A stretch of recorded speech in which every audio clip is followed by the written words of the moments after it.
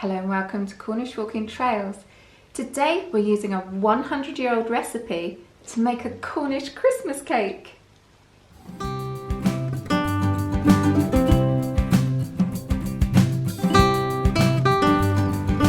Paradise Private Beach. This book is a very special book. It was my great grand's book from 1929, and we thought we'd show you the journey of trying to use this recipe to create a Cornish Christmas cake. Join us on the ups. Okay, so my ingredients have mixed quite well. Yeah, I'm gonna have a little drink. Have a little drinky. So I think that's done. So the skewer is clean. And the downs. What could possibly go wrong? Gosh. Need a bigger bowl. Yes. I'm really worried about the vinegar. Are we going to have an explosion in the oven?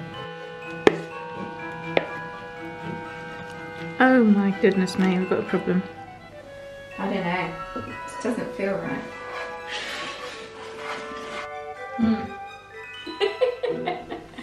I love this book. This is my great grandma's book of Cornish recipes. It was put together in 1929 by Edith Martin, who belonged to the Women's Institute, the WI. She collected recipes from all over Cornwall, and each local district contributed maybe 1 or 2 recipes in the making of this book. So the recipe that we're really interested in this video is for a Cornish Christmas cake. We've tried a couple of recipes out of this book, and it's always exciting to try and decipher maybe what they meant. There's a lot of things that are maybe assumed when they wrote this book that you knew how to do, and today we might have lost the meaning, so there's a little bit of interpretation going on here. There's also, if you notice, a very limited amount of ingredients on that recipe sheet, so it makes for a very basic Christmas cake compared with what we produce today. So let's have a look at the ingredients that we'll be putting into this cake. First thing is just plain flour. So we've got some nice fresh plain flour here, ½ pound of butter, and then we have an awful lot of currants, 1.5 pounds of currants, 6 eggs, ½ pound of caster sugar, and a wine glass of brandy. So depending on how big your wine glass, depends how boozy your cake's gonna be, doesn't it, really? And then if you feed it as well, you could end up with more booze than cake, couldn't you? ½ pound of peel and ½ pound of sweet almonds, which I'm going to chop. The interesting thing about this cake, we have salt, which you acknowledge brings out flavour in ingredients, so that I find perfectly acceptable. But this is malt vinegar. Salt and vinegar going into a cake, so that sounds quite bizarre to me. The other thing you'll notice with this recipe, the thing that's missing is mixed spice. So I'm not quite sure where the flavouring is going to come from, or whether it might end up being a little bit bland. But we have got the vinegar, I guess. I don't know. It's going to be interesting. The raising agent is bicarb, so we're going to have to work fast because that starts acting really quickly, doesn't it? So once we get going, it's going to be mixy, mixy, mixy. The first line of the method is mix the flour, soda and salt together. Work the butter well into it. So to me that means to breadcrumb it. Whereas these days we'd cream the butter and the sugar together, then add the eggs and the flour. It doesn't seem to say that here, so I'm going to do what my gut instinct says. So work the butter well into it would seem to me to breadcrumb it. So let's do that. The person behind the camera is my husband Andrew, and if you watch this channel regularly, you'll know that he comes out with me and we film our walks together and adventures around Cornwall. But at the moment he's behind the camera and he's a bit camera shy, aren't you, Andrew? Say hello. Hello, Andrew.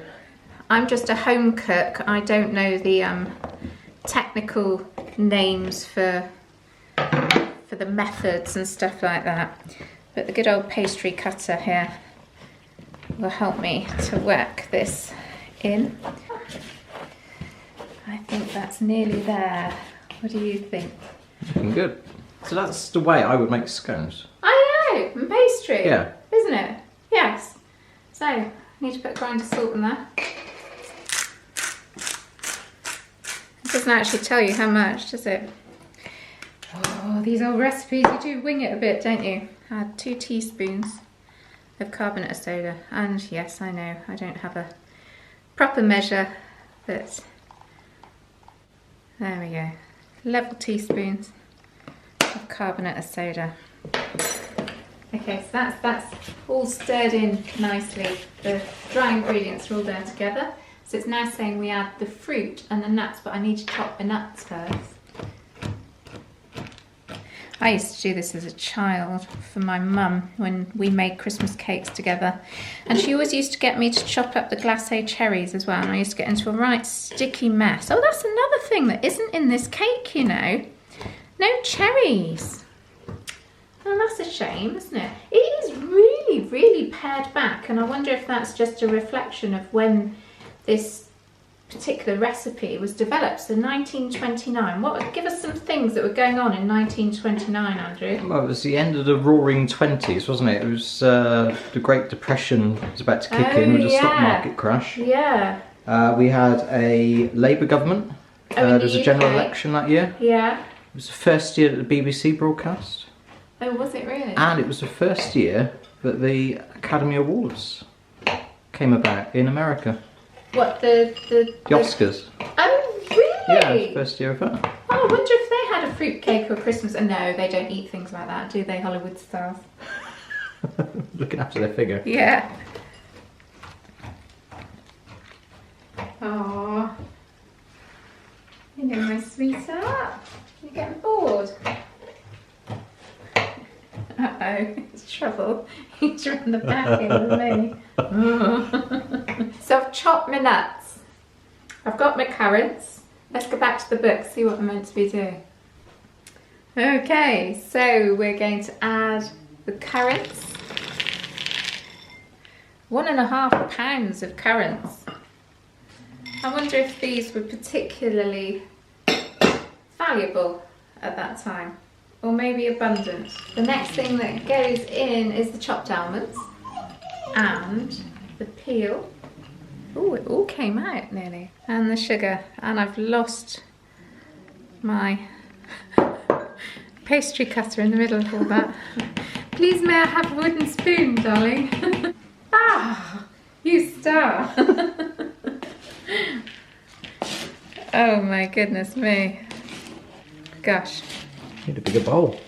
Yes. Got a present for you. I've had a rummage. I found a bigger bowl. Bigger bowl. It is a fruit bowl. Fruit bowl. Is that a bigger bowl? No. Do you want me to get a dustbin? Yeah. You didn't really think you were watching a professional cooking channel, did you? Okay, so our cake ingredients are nearly mixed. Must turn on the oven. It says a warm oven for 3 hours. So I think I'm going to go fan assisted, and I'm going to put it on about 160. It says 150, 160. Do you want to see what I'm having to deal with? Go on then. What have you got? I've got a puppy. Come here. Oh, He's gone. Hooray, right. No. Oh, no, Hello. What? No. Oh, you've come in again for round 2. Hello. Hello, my darling. No, what are we doing?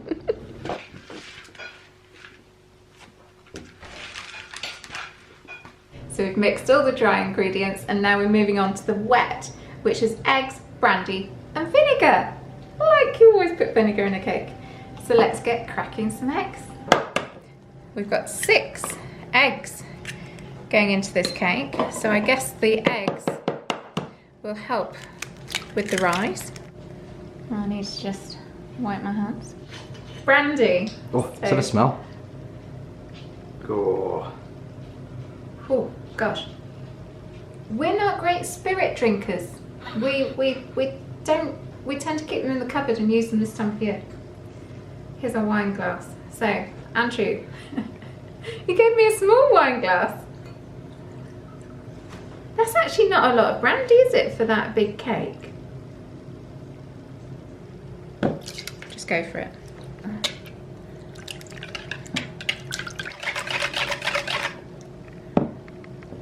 I was worried worried that the eggs were going to curdle with it going straight in with the alcohol going into them, but that's interesting, isn't it? They're fine. They smell amazing. They...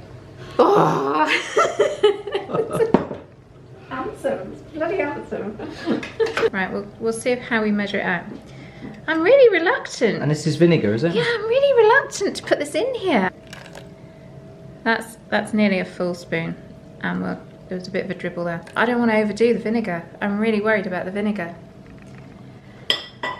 Are we going to have an explosion in the oven?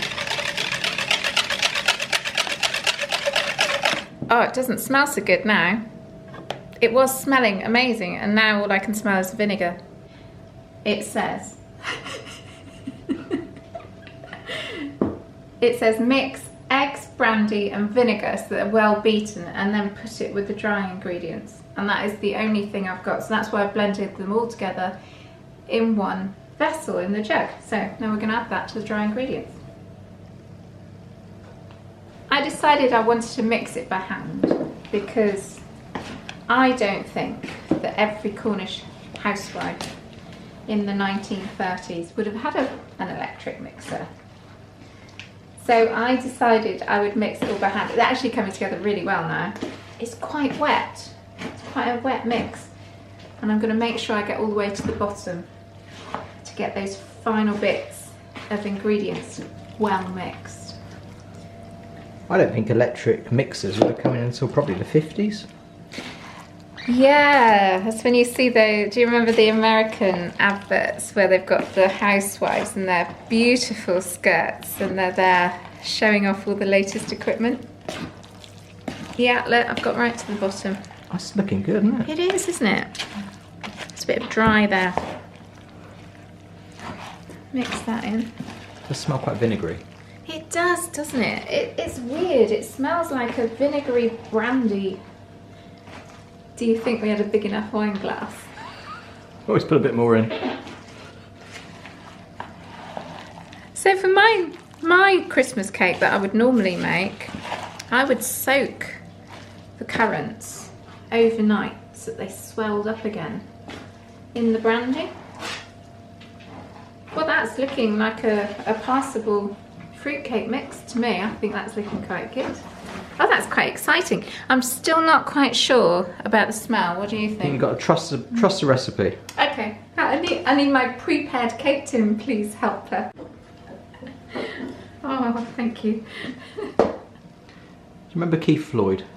Yeah, I was tempted to try it. He likes to drink. What does the recipe say now, then? Oh, well, you did mention Keith Floyd, didn't you? Yeah, go have a little drink. Have a little drinky.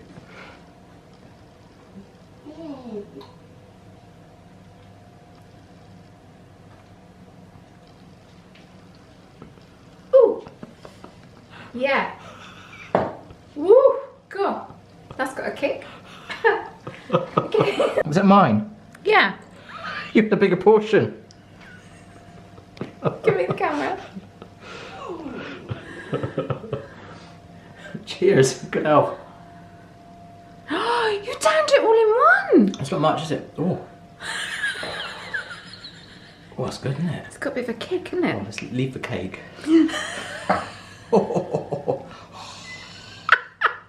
Oh, crumbs. I need a cream. Somehow I've got to get this in here without it touching the sides, haven't I? So I have lined that cake tin and I've tried to get the edges as flat as possible because obviously the bottom will become the top, won't it?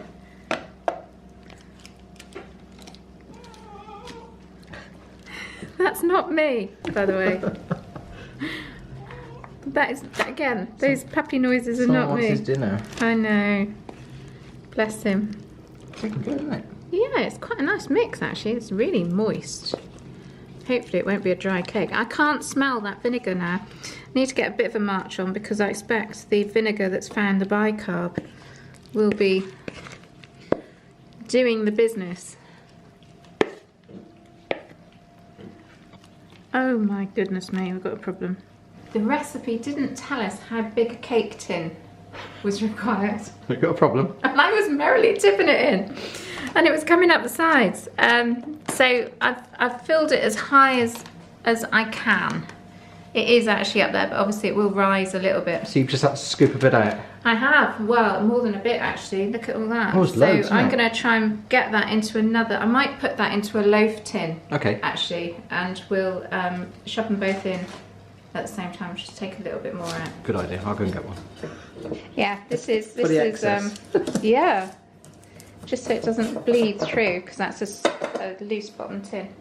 I've got 2 spoons now, I don't know what to do. I've got 2 spoons. Have another drink. Yeah. There we go, I poured you out one. No! Chaos in the kitchen. God, it's loads, isn't it? Yeah. So you need a really big cake tin then? I reckon that you're looking at, well, that's a 7-inch. So I reckon you're probably looking at a 10-inch cake tin. I mean, look, this is enough to fill this. Brilliant. Bonus. Let's hope there's enough room in the oven now, so we need a bigger oven as well. I haven't got one now.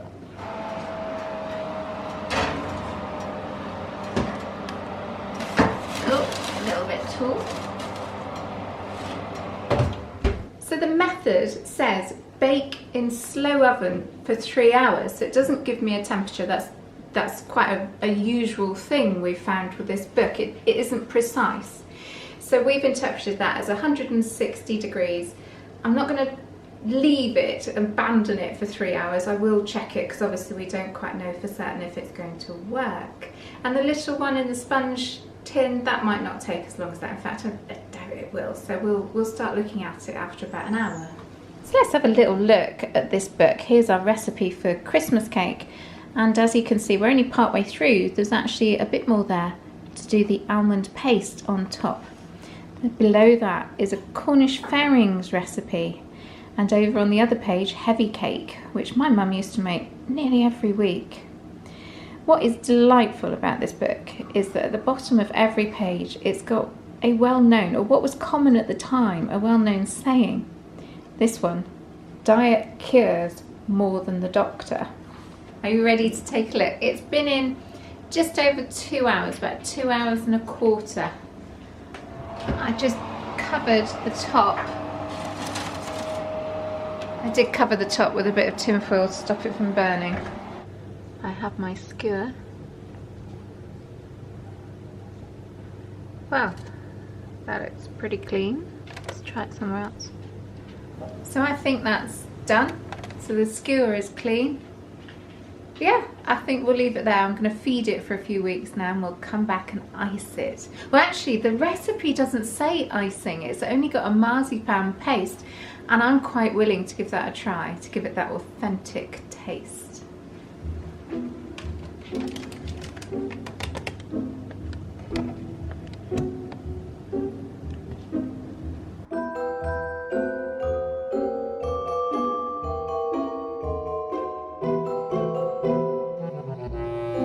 So the next part of this recipe is to make an almond paste to cover the cake. Let's take a look.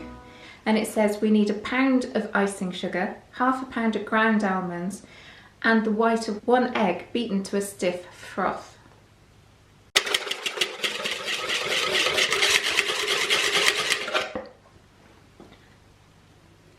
Definitely a stiff froth. So I'm going to spoon in the icing sugar gradually as if I'm making a kind of meringue, and then I'll fold in the ground almonds and see what we get. I've never done this before, never made marzipan either, so what? It's so exciting. I don't know what we're going to get.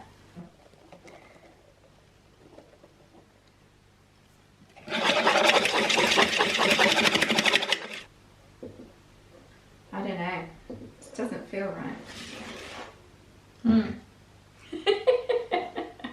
I'm now thinking I should mix the icing sugar and the almonds together.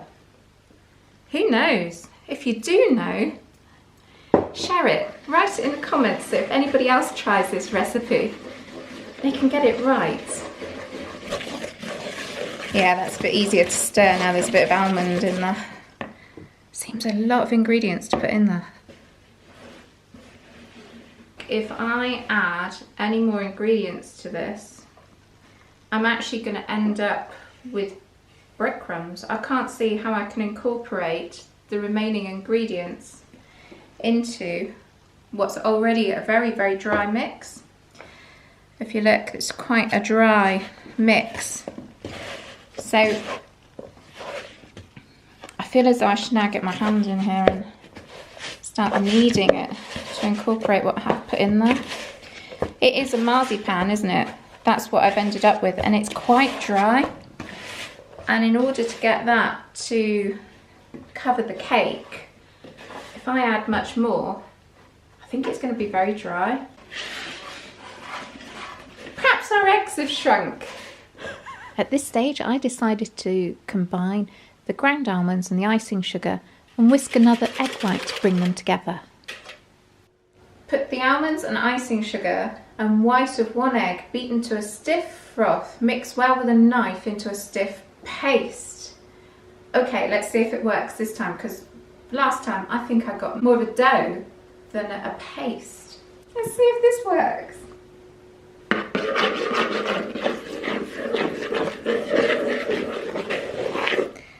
Still doesn't look paste-like to me. It still wants to come together as a dough, doesn't it? You can see it's trying to form a lump as a dough. Do you know what? I'm going to bring it together as a dough. It just so wants to become a dough. What do you think? Yeah. Yeah, so that, you can spread that. I could spread that over the cake. It's come together really nicely. All of the ingredients are combined. So I've ended up using 2 egg whites to bring that pound of icing sugar and half a pound of almonds together. My instinct is I'm going to combine these together with a bit of kneading. They'll come together and treat it like marzipan. But this is an experiment, isn't it? Because you've never made this before. The recipe, the instructions are very, very limited.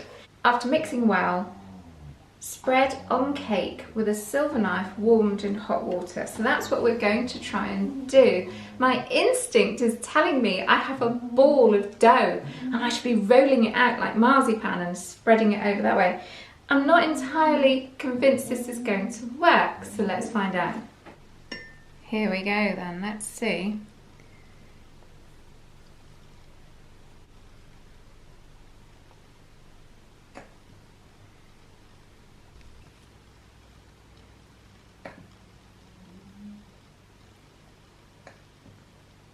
It's very stiff, which is probably why they want your knife warmed. It's almost if you need 2 knives on the go, one being warmed and one cooling down as you're working it. It's coming together. I'm surprised. Look at that. It's a bit rough at the moment, isn't it? But I've got 2 knives now. 2 knives on the go. Oh yes, when the knife is warm, it's brilliant. So that knife wasn't warm and it's really sticky and now it's pulling off everything I've applied. Lesson learned. Okay, let's try that again. Yeah, it's much quicker having the 2 knives on the go. The finished product is going to be a different shape to what I would normally make. Because it was such a fantastic rise and got a lovely dome on the top of the cake, rather than cut it all off and make it the bottom of the cake. So normally I would bake a cake and the domey bit I would cut it off, turn it over, and I'd use the base as the top of the cake to give me a lovely flat surface to ice, put my little figures on for Christmas and that sort of thing. With this one, because it gave me such a big rise, I was going to lose a lot of the cake, and I don't think that years ago they would have just thrown a load of cake in the bin. That's why I've left it the shape of a cake. And it does give it so much character. I'm so pleased I decided to do that. So let's carry on putting this almond paste on. It's a bit thin. It's looking really good. Do you think so? You enjoyed doing it? I have really enjoyed doing it. I've had moments where I thought it was going to go disastrously wrong. One of them was when I was making the almond paste. But it's worked. The last thing to do though is to try it. So you might be wondering why we haven't iced this. Firstly, the recipe doesn't include anything about icing the Christmas cake. We also asked our mums, and although they weren't around in 1929, they were war babies and remember sugar rationing and sugar being expensive just after the war. So that's why we've left it with no icing. We did find some photographs that showed cakes that were iced, but they were from a later date. Maybe if you were wealthier and you could afford the sugar, you might have had some icing on your cake. So that's why we've just left it with the almond paste. It still looks beautiful though, doesn't it? I can't wait to try it. Well, in fact, I can't actually try it because it's got gluten in it, but that's why Andrew's here. So let's cut a piece now and see what it actually tastes like. Wow, that's a solid cake. That is a big cake. We've said all along there was a lot of mix with this, didn't it? How much do you want? I'll do.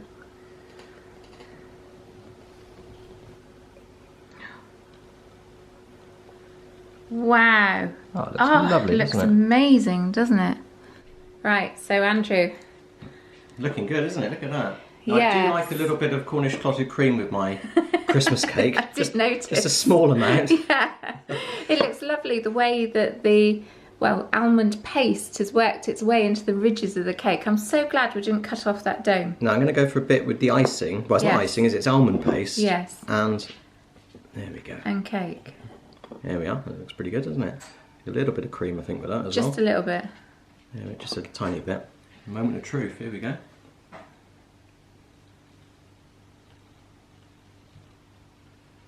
Oh, it's delicious. Is it? Mmm. Oh, that is good. Can you taste the brandy? Yeah. And But- can you... But I can't taste the vinegar because you put vinegar in it. I did. There was vinegar in it. There's no mixed spice. There's no cherries, which is very different to today. And there's only currants. So is it still a moist, fruity cake? It's very moist, and you can definitely taste the fruits. And it all combines really well.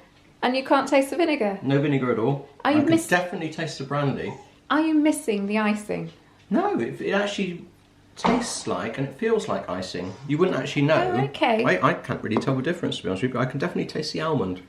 Oh, That's brilliant. coming across. So maybe a simpler cake with less flavours, you can actually taste the flavours that go into it. That is really nice. You look surprised. Well, I wasn't sure. I didn't really know if I'd like the almond paste. Okay. Because I do like a nice bit of marzipan. Well, it's very similar. It is. There's quite a strong taste with marzipan, isn't there? A flavouring. Mm. Very nice. I wish I could try some. I so wish I could try some. Merry Christmas. You're going to be all right this year, aren't you? Nice. So Andrew's gone off to finish his piece of cake, but don't feel sorry for me because this little beauty is a gluten-free Christmas cake, and I reckon I've got that one all to myself. So this is commercially bought clotted cream. However, there is a video on our channel where we explore using that book from 1929 to make clotted cream in the traditional way. I'll put a link at the end of this video. Thank you for joining us on our journey on how to make a Christmas cake using a 100-year-old recipe. I think it worked. Big doubts about the vinegar, but actually that's what gave it that huge rise in the end. I'm no professional cook, I'm just a home cook. And that recipe was developed by housewives for housewives, and that's why I thought I'd give it a go. And it worked. So have a wonderful Christmas. Leave a like, subscribe, do all the things that you need to do. We'll see you again next time.